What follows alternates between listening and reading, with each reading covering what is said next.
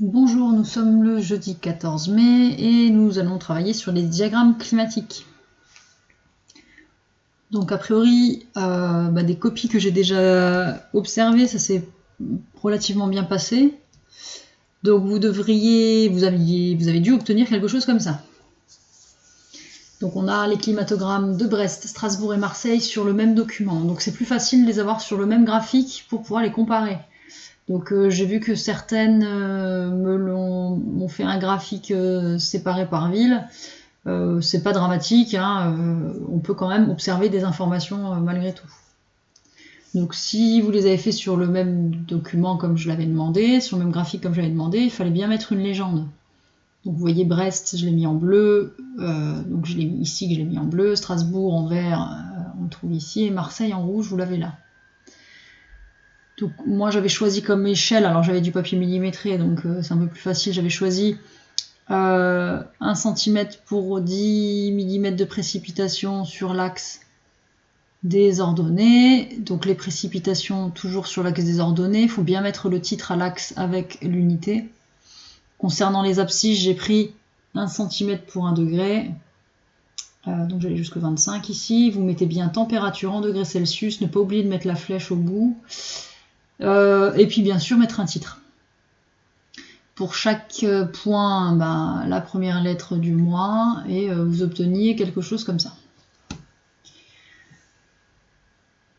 Donc, ce type de graphique, je peux vous le demander dans la partie pratique du CCF qui aura lieu l'année prochaine. Donc, c'est pas trop compliqué, hein, faut juste garder en tête comment on trace un climatogramme. Donc, climatogramme, les précipitations en ordonnée, les températures en abscisse, parce que vous allez voir qu'on va avoir un autre type de graphique la prochaine fois. Donc voilà ce graphique, donc on va l'interpréter et surtout vous aviez une question, je ne vous avais pas demandé de la faire, mais vous aviez une question, enfin c'était pas une question, c'était une remarque. Les mois situés sous la droite d'équation P égale 2T sont les mois qui connaissent une période de sécheresse. Donc quand vous avez ce graphique là, c'est intéressant de voir s'il y a des périodes de sécheresse. Donc pour tracer cette droite d'équation, donc je vais vous indiquer comment faire. Et vous, je vous invite à le noter dans votre cours ou sur votre graphique là, enfin que vous le notiez quelque part, d'accord? Alors, comment tracer la droite d'équation P égale 2T?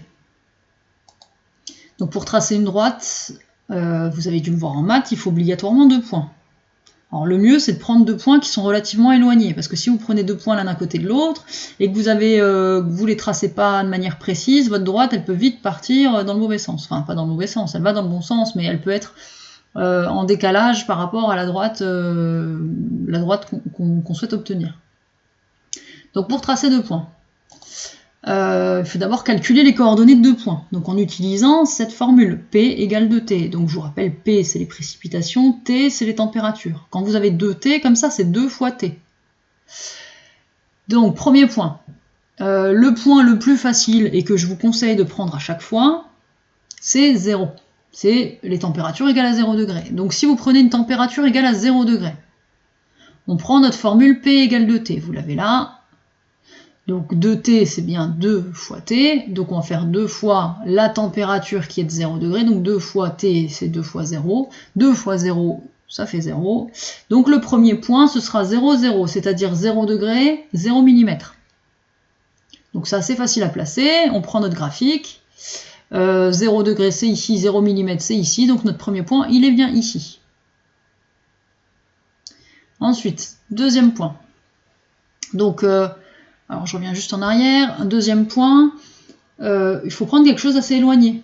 Donc vous n'allez pas me tracer un deuxième point ici, parce que si vous me tracez un deuxième point ici, je vous ai dit, il peut vite votre droite elle peut vite partir dans le mauvais sens. Plus vous enfin pas dans le mauvais sens, mais elle peut être imprécise. Plus vous prenez votre point le plus éloigné possible, plus ce sera simple. Je vais prendre 20. Hein, si on prend 20, c'est assez facile. 20, enfin ça c'est éloigné. Puis 20 pour un calcul, c'est assez facile. Donc pour une température égale à 20 degrés, on fait P égale 2T, donc 2 fois T. On a bien dit que T c'était 20 degrés, donc 2 fois 20 degrés, ça nous fait 40 mm. Donc notre deuxième point, il est à 20 degrés, 40 mm. Donc 20 degrés, on l'a ici. 40 mm, on l'a là. Donc 40 mm, on l'aura là-dessus. 20 degrés, on l'a là. Donc notre deuxième point, il est ici. Voilà, il est là. Donc on a nos 2 points. Maintenant, on peut tracer la droite. Donc voilà, tracer la droite en reliant les 2 points. Alors c'est une droite. On va pas faire un segment, on s'arrête pas au premier. Enfin, on peut s'arrêter, on peut faire une demi-droite. On peut partir du point 0, 0 et après partir. Hein, donc si on part de là, vous voyez, ça nous fait une demi-droite. On part du point 0, 0 et après, on relie ces 2 points puis on repart. Hein.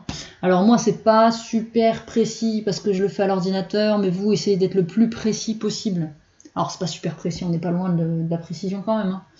N'oubliez pas de mettre l'équation de la droite sur la droite, P égale 2T, et vous pouvez noter en dessous que la zone de sécheresse, elle est située là. Alors vous pouvez assurer si vous voulez ou pas, vous notez juste zone de sécheresse. Donc là, zone de sécheresse, pour Brest, eh ben, il n'y a pas de sécheresse. Pour Strasbourg, il n'y en a pas non plus. Par contre, Marseille, on a juin, juillet, août qui sont dans une période de sécheresse.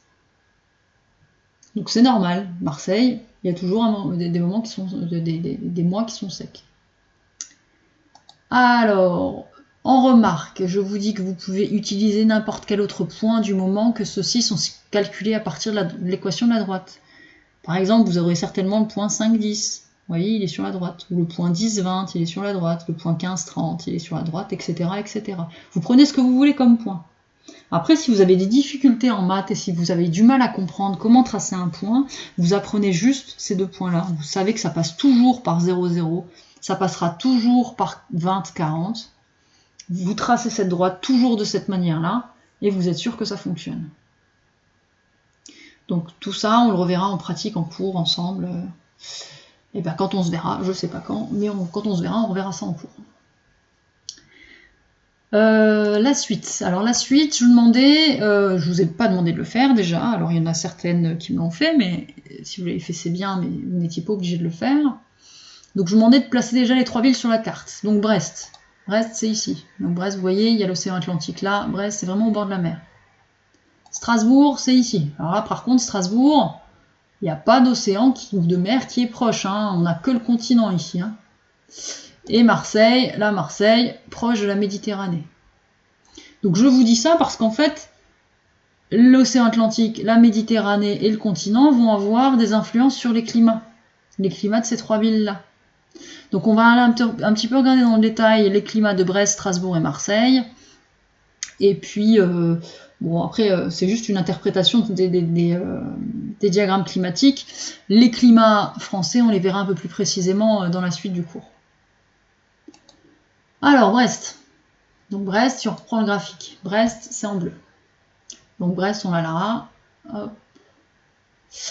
Donc, qu'est-ce qu'on remarque? Déjà, la température mini qu'on a ici, la température maxi qu'on a là. Ah bah tiens, je me rends compte que j'ai oublié le mois d'août. Bon, c'est pas dramatique, j'ai eu une erreur sur mon graphique. Bon, vous, normalement, c'est relié. Bref, vous avez juillet, août qui sont là, vous avez janvier qui est là.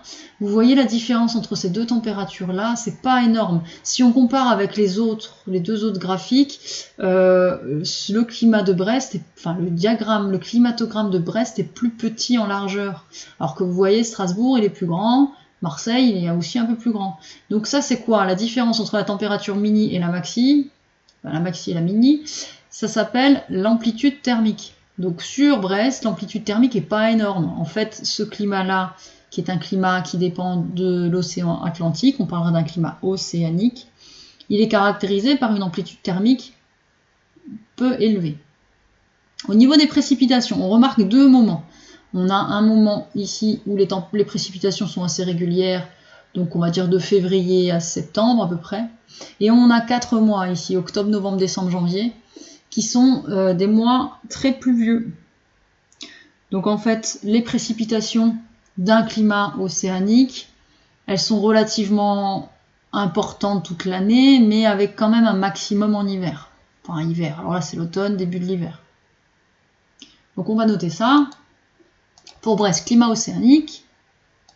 Donc l'amplitude thermique est faible. Alors j'ai pris les valeurs du tableau. J'ai pris le maxi du tableau, le mini du tableau. Donc 17,7 moins 7,2, ça nous fait 10,5.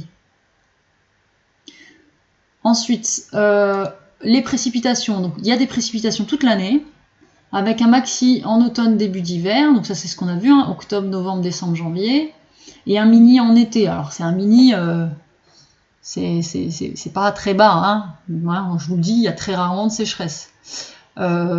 Si on prend le climat océanique sur 30 ans, on ne constate pas de sécheresse. Ces dernières années, en Bretagne, on a pu constater ponctuellement des épisodes de sécheresse, mais c'est vraiment ponctuel. En général, quand il y a de la sécheresse sur toute la France, en Bretagne, ils rencontrent moins souvent des épisodes de sécheresse que le reste de la France. Strasbourg maintenant. Donc Strasbourg, hop, Strasbourg, on l'a en vert. Donc Strasbourg, qu'est-ce qu'on remarque? Donc là, on a juillet. Là, on a janvier. Donc on voit une grande amplitude thermique. Hein. Vous voyez, c'est le graphique le plus long. Et si on regarde les précipitations, eh ben les précipitations, vous voyez, elles sont... on a un maxi ici en juillet, mais sinon elles sont relativement bien réparties toute l'année. Alors on a quand même un mini en janvier, voilà, un mini en janvier, un maxi en juillet, mais globalement il pleut toute l'année et c'est réparti de manière assez homogène. Alors en juillet, quand il pleut, hein, juillet, août, donc vous voyez, c'est là où c'est le maxi. Alors on pourrait se dire c'est bizarre parce qu'en été, en général, il fait beau. Et bien oui, mais en fait, chez nous, il fait beau en été, mais de temps en temps, on a des orages. Et ces orages amènent énormément de pluie d'un coup. Donc en fait, en juillet et en août, quand il y a des précipitations, c'est pas tout le mois, c'est vraiment ponctuel et c'est dû à de l'orage. En janvier, là, janvier, février, décembre, les températures sont les plus basses, et là, quand il y a des précipitations, en général, elles sont sous forme de neige. Je dis bien en général, parce que ça dépend vraiment des années. Donc on va noter ça. Donc à Strasbourg, et donc chez nous, c'est la même chose. On a un climat continental à influence océanique. Donc vous voyez tout à l'heure, hein, on était loin de l'océan, on était plus proche du continent, mais on subit quand même des influences de l'océan, donc des nuages qui viennent de l'océan, qui sont moins chargés en eau que lorsqu'ils arrivent sur la Bretagne, mais on a quand même de l'humidité qui vient de l'océan. Mais c'est vraiment le continent qui influe vraiment sur notre climat. Donc au niveau de l'amplitude thermique, elle est assez importante. Hein. Donc le maxi en juillet était de 19, le mini en janvier de 0,7, donc on a une amplitude thermique de 18,3. Donc vous voyez, c'est presque deux fois plus élevé que le climat océanique. Et les précipitations sont bien réparties toute l'année. Et là, j'ai oublié de noter quelque chose. Je croyais que j'avais noté. Donc là, vous me rajoutez... vous savez peut-être que ça va apparaître. Ah non, c'est pas, ça apparaît pas. Je croyais que je l'avais noté. Donc vous mettez précipitations bien réparties toute l'année. Et vous rajoutez sous forme d'orage en été et sous forme de neige en hiver. Ensuite, on a notre dernier climat, celui de Marseille. Donc là, Marseille, on voit qu'il y a des zones de sécheresse en été. L'amplitude thermique, elle est plus importante que celle du climat océanique, mais elle est quand même moins importante que celle du climat continental. Les précipitations, donc, sont assez bien réparties, on va dire, en première partie d'année, avec une sécheresse en été. Et vous voyez là, par contre, avec des pluies très importantes au mois d'octobre-novembre. Donc ça crée très souvent des inondations. Vous avez certainement déjà vu aux infos. Hein. En automne, il y a souvent donc, des épisodes qu'on appelle cévenols, parce que dans le sud de la France, vous avez les Cévennes, donc c'est des montagnes, qui vont bloquer les nuages au niveau de la côte méditerranéenne. Et ces nuages vont apporter énormément de pluie. Donc ça s'appelle des épisodes cévenols, c'est énormément de pluie à l'automne. On voit aussi que on peut avoir des précipitations un peu plus importantes au mois de mars, par exemple ici. Mais en gros, c'est vraiment à l'automne qu'il y a énormément de précipitations. Donc on va noter climat méditerranéen, amplitude thermique moyenne. Donc le maxi 19,9, le mini 6,6, ça nous fait une amplitude thermique de 13,3. Donc c'est plus important que le climat océanique, mais c'est bien moins important que le climat continental. Et vous allez noter le temps. Ah bah si, vous voyez. Alors c'est apparu. En fait, je l'ai modifié sur la mauvaise diapo. Pour les précipitations de Strasbourg, vous le notez. Hein, on note des précipitations maximales en été, plus orageuses, et un mini en hiver, sous forme de neige le plus souvent. Donc ça, c'est pour le climat continental à influence océanique. Et climat méditerranéen, donc on va noter temps relativement sec, à l'excepté à l'automne. excepté à l'automne, pardon, où les précipitations peuvent être très importantes, créant des inondations. Le printemps est relativement pluvieux également. Bon, ça dépend vraiment des années, mais en général, vers le mois de mars-avril, il pleut dans le sud. Alors voilà pour cette activité. Donc dans le cours, on va noter un grand 3, représentation graphique de données climatiques. Donc ces représentations graphiques facilitent l'interprétation des climats et leur comparaison entre eux. Donc c'est ce qu'on vient de faire, hein. Donc on a comparé 3 climats. Donc le A, ça va être le climatogramme, donc ce que vous avez tracé. Donc il représente en même temps les 2 facteurs climatiques les plus importants, les températures et les précipitations. La distinction d'une zone sèche se fait à l'aide du tracé de la droite d'équation P égale 2T. Les mois situés sous la droite correspondent à des mois de sécheresse. Donc vous me notez ça pour le climatogramme. Donc c'est bien ce qu'on a fait, hein. On a tracé la droite d'équation P égale 2T. En dessous, on a les mois de sécheresse et on avait bien les 2 facteurs climatiques, les températures en abscisse et les précipitations en ordonnée. Pour le 25 mai, la semaine prochaine, nous n'avons pas cours ensemble parce que nous aurions dû avoir cours vendredi, mais il n'y a pas cours à cause du pont. Donc vous me faites l'activité 3. Cette activité, elle concerne un autre diagramme.